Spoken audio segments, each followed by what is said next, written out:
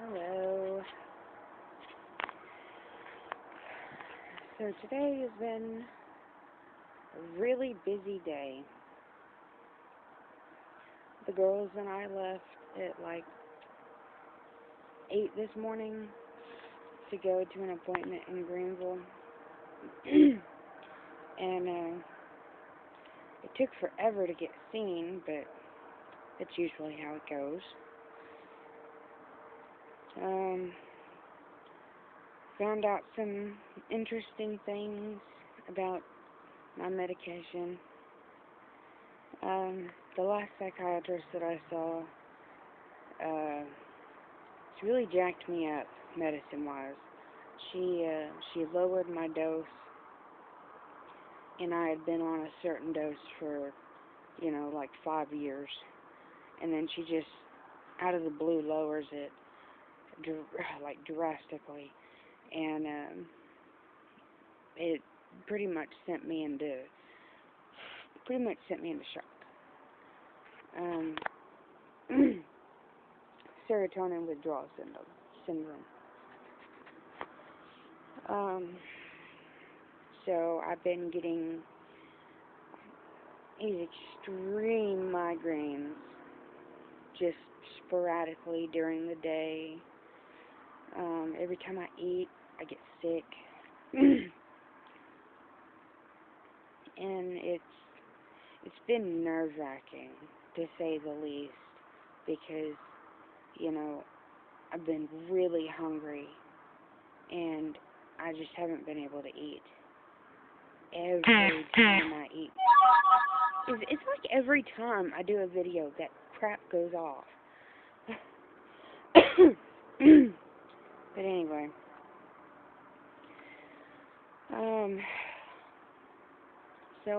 So I've got that straightened out, but it's still going to be anywhere from 2 weeks to a month, hopefully 2 weeks, before my serotonin levels are back up where they're supposed to be.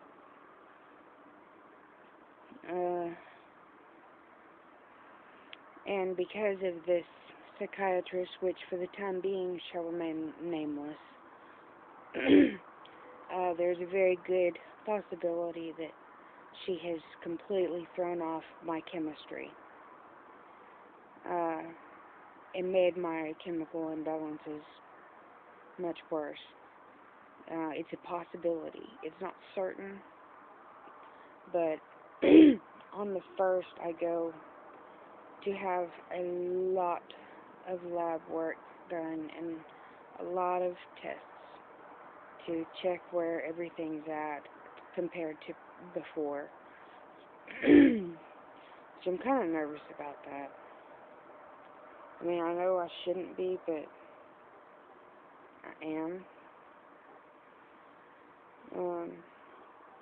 And unfortunately, that's something that cannot be fixed without med management. And, anybody who's ever had to be on medication, especially psychiatric medications, it's a hard thing to come to terms with, because you want to be in control of your body. You want to be in control of everything. You don't want to face the fact that in order for you to be normal, you have to be medicated. And in my case, I will have to be medicated for the rest of my life. There's no way around it. My bipolar, my major depression, my PTSD, they're all at such a high level that without my medication, I mean, I can control it for a while, for about a month, But after a month, it gets to be too much, and it's really hard to maintain because there's a lot of things that happen when you have major depression and PTSD and bipolar. There's a lot of things that take place that you don't realize. It's you really don't realize that it's going on, and you don't see it, but others do.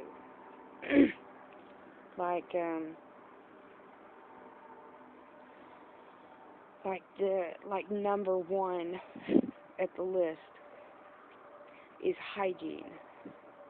When you have depression, or a mixture of things, but especially depression,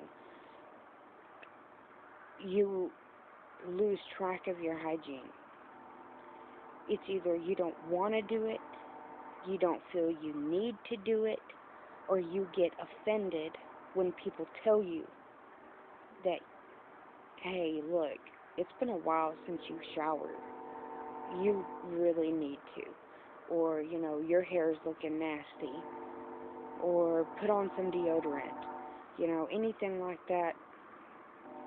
You don't realize how bad it gets. And in some cases, it gets pretty damn bad. And I'm not going to lie, I had that issue a while ago.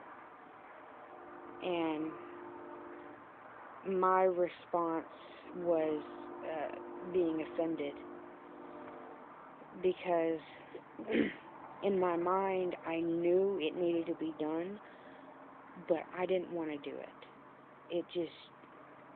It seemed like a waste. It seemed like a waste of time. But once you get straightened out on your medications, you realize, wow, that was really pretty bad. And they were right. And it's painful. It's painful mentally, and it does a lot of, bad things to your body. And that's something that I had to learn the hard way.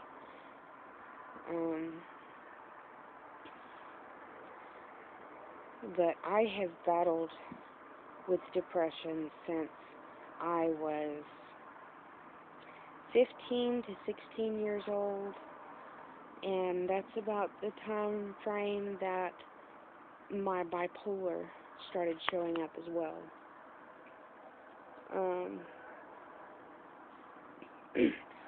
And there are many, many, many different variations of depression and bipolar.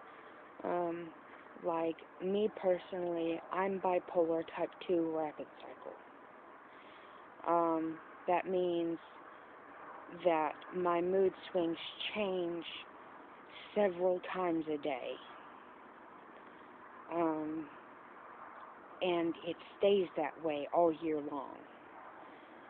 It's not, in a certain time sequence.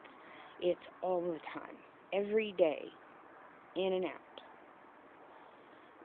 And then another type of bipolar is bipolar type 1. And type 1 is where you have a month or so, a week, 2 weeks to a month of, a couple of mood swings every week that are very severe, and almost untamable.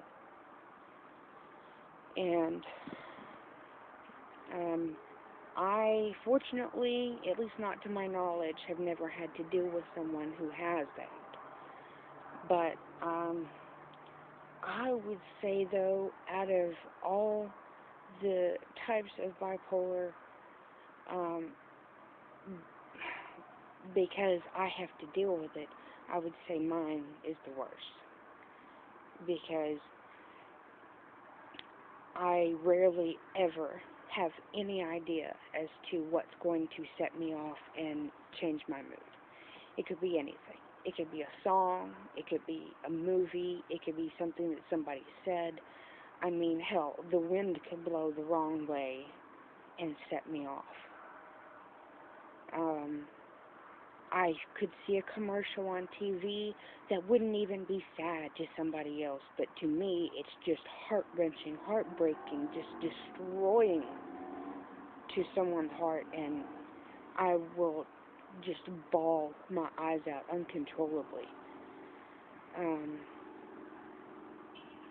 And whenever I get mad, at the beginning of it, at the very first, couple months, say couple months,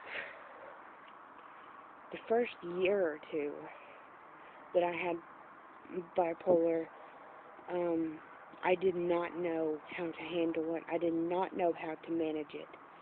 I had no idea what was going on. I didn't know how to calm it down. I didn't know how to cope.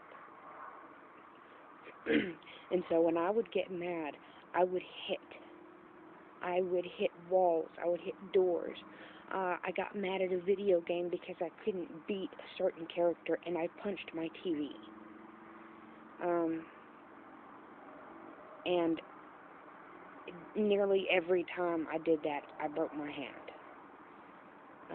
My hand has been broken God knows how many times because of anger. But fortunately, after I graduated, I had to get out in the real world, and I had to learn, you can't do that in public. You can't do it at home.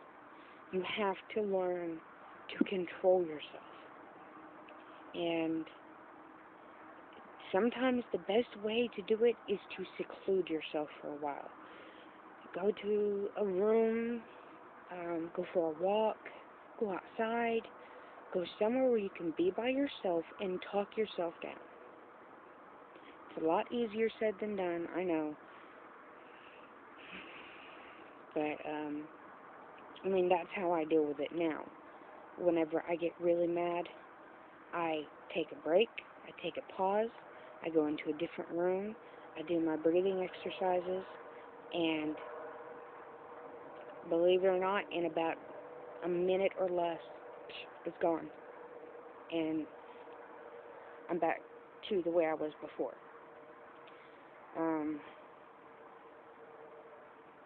And when I get upset in my down mood swings, it's hard to come out of them. It's hard. You have to completely surround yourself with nothing but positive. And in this day and age, that's damn near impossible. So I would do things like go outside and look at the clouds, look at the trees, appreciate the trees, feel the wind, look at pictures of my kids, talk to my mom, talk to my family, color. There's a lot of things that I would do, especially listen to music, upbeat music. No country. Not for me. Country just depresses me. And, I love country music, I do. But now it's really hard for me to listen to it because so many of the songs are about heartbreak and loss and struggles, and that's just too down for me. I have to listen to straight, upbeat, dance, pop, rock, anything that can just really get me going. And once I get going, I get active and I take my mind off of it. And whenever that passes, I go back to normal. Which I know you're probably thinking, well, if you're bipolar, how in the hell do you know when you're normal? Well, like right now, I'm normal. I know the different feelings. I've dealt with it for over a decade. I have been through all the ups and downs. I've been through manic highs, manic lows, and I know what they all feel like. And it's a hard thing to live with. And then with depression on top of it, it's hard sometimes to really see the positive, but you just have to believe that it's there. You have to have faith. And that's something that's, also hard to find these days. But you have to know the right people, the right situations, the right places. And if you have any kind of a feeling, a gut feeling, a bit of intuition about something that makes you feel uncomfortable, or it seems like it could possibly become uncomfortable, don't put yourself in that situation. Whether your friends or family or whatever wants you to do, if you don't want to do it, don't do it. Stand up. Say no. No, I don't want to do that. I see that going badly. I'll meet you somewhere else. Or we'll do something another time.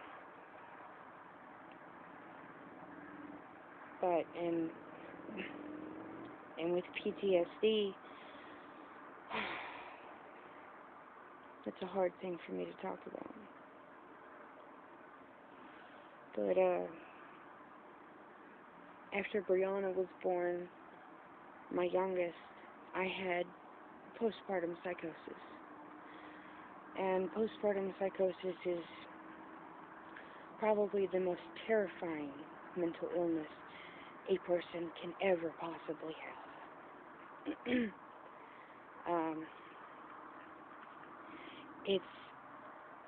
If you can literally imagine yourself being behind your own eyes, but not being able to control your actions, and it's like you're in the back seat. Someone else is driving. Someone else is controlling you. Something else is running you. And no matter how hard you scream inside, no matter how hard you plead, you can't stop it. It's like you're on mute. You can hear yourself, but the other part of you has shut you off completely. And somehow, by the grace of God, I swear to this day, it was only by God's will that gave me strength. I managed to catch myself. I grabbed a hold of the reins. I busted through. I took control. I pulled away. And I said, like hell. And I called for help. And a very dear friend to me came. And she took care of my girls for me when I couldn't. I had to lock myself in my room.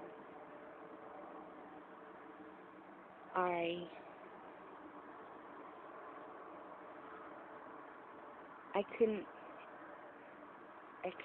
stand to see them.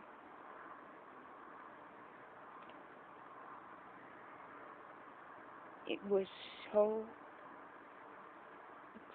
awful.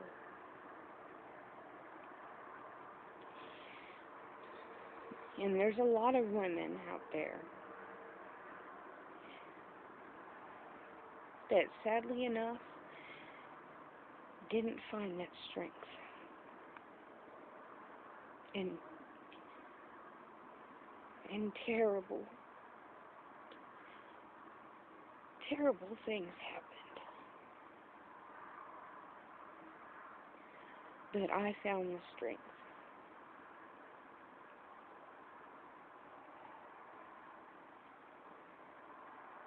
And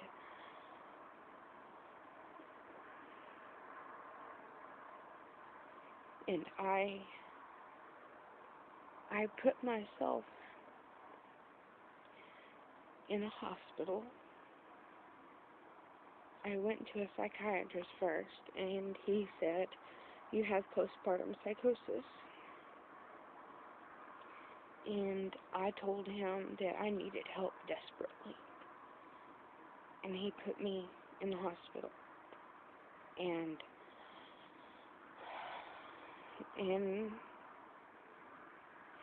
my mom and dad had to drive 14 hours to come pick up my baby.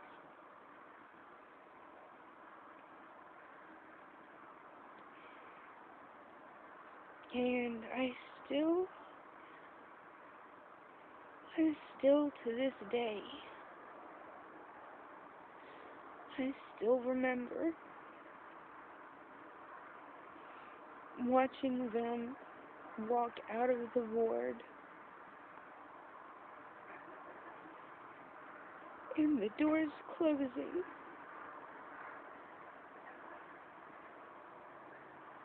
And my dad holding Brittany's hand, walking away with her.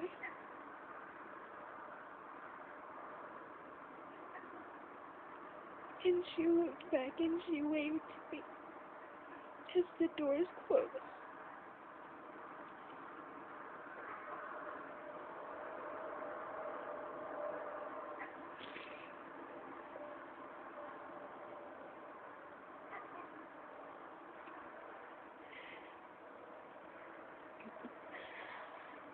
That was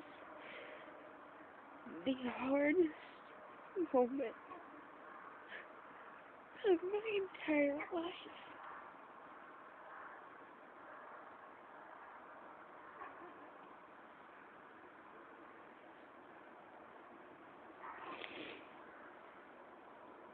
And if you don't know what postpartum psychosis is, then look it up. But I'm already a mess right now. And I'm not gonna go into details about it.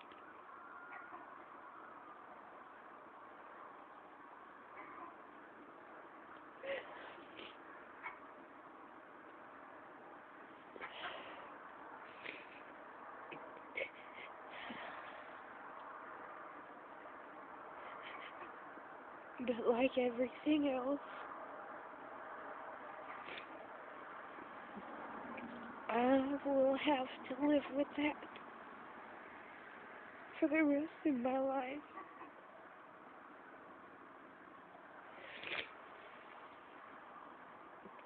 And it took years, about 2.5 years actually,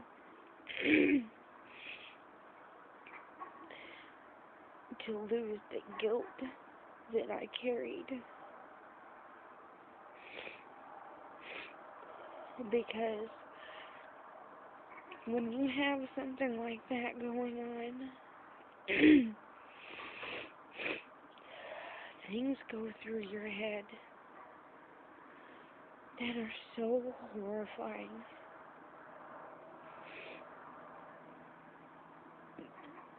So terrifying.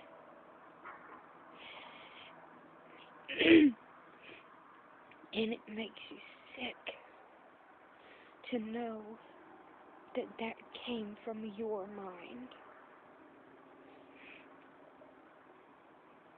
But you have to realize, though, that that was not you. That was the illness.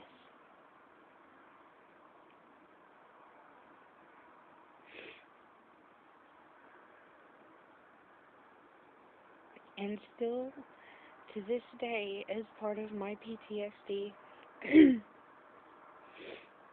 is I am terrified. Even though I know it will never happen again, because I can't have any more kids.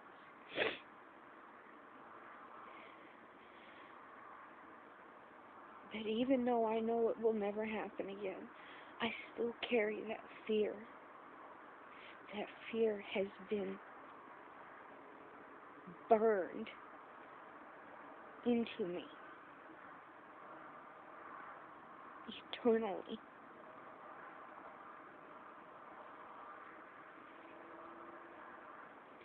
And if anybody else has gone through this,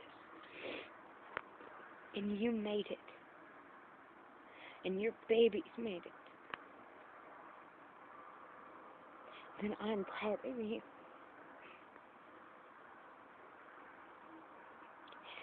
It takes a strong person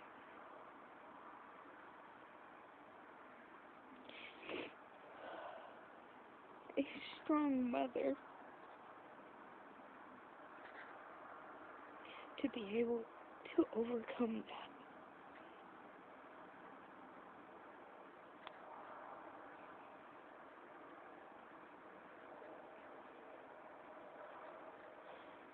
I guess that's it for tonight. Good night, guys.